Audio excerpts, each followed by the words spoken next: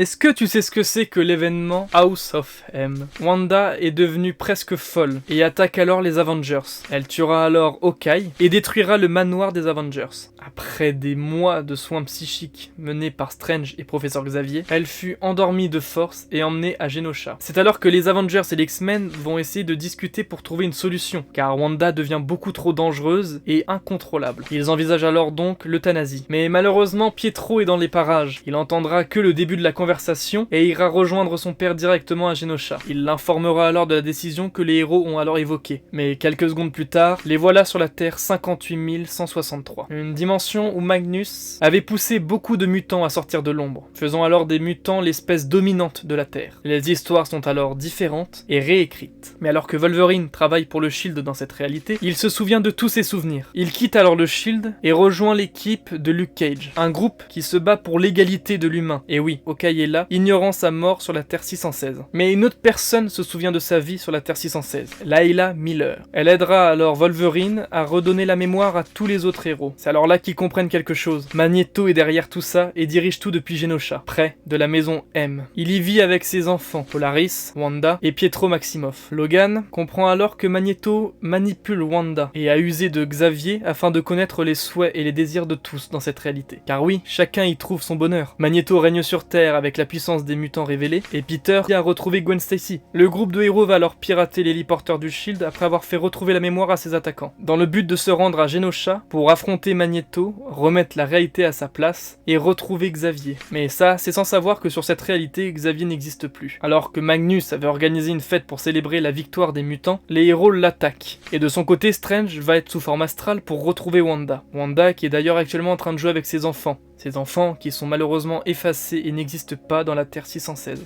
Mais Strange découvrira que c'est pas Magneto qui est derrière tout ça, mais le frère de Wanda, Pietro. Voyant que son père n'allait rien faire, il a alors convaincu sa sœur, en lui montrant qu'elle pouvait y rendre tout le monde heureux grâce à ses pouvoirs. C'est alors que Hawkeye est furieux. Il a appris que dans l'ancienne dimension, Wanda l'avait tué, et il fera alors de même et lui tirera une flèche qui lui traversera la poitrine. Mais bien sûr une flèche qui se désintégrera quelques secondes après. Hawkeye crie sur Wanda, et l'un de ses enfants va crier lui aussi à son tour, désintégrant Hawkeye de la réalité. C'est là qu'on assiste à une Wanda submergée par ses pouvoirs, qui ne sait plus ce qu'elle a fait ni comment. C'est alors que Magneto, lui de son côté, va faire face à Layla et Emma. Il est alors furieux de ce que Pietro a fait en son nom, et il décide alors de le tuer en lui écrasant la tête. Alors Wanda va intervenir, et elle fera réapparaître la tête de Pietro alors décapité. Elle reproche alors à son père de les avoir abandonnés, de ne pas avoir été là pour elle. Elle se dit que c'est parce qu'elle est un monstre, une mutante. Puis elle dira ces quelques mots, « Papa, plus de mutants ». Alors qu'est-ce qui s'est passé? Ça, je pense qu'on pourra le découvrir dans la partie 2.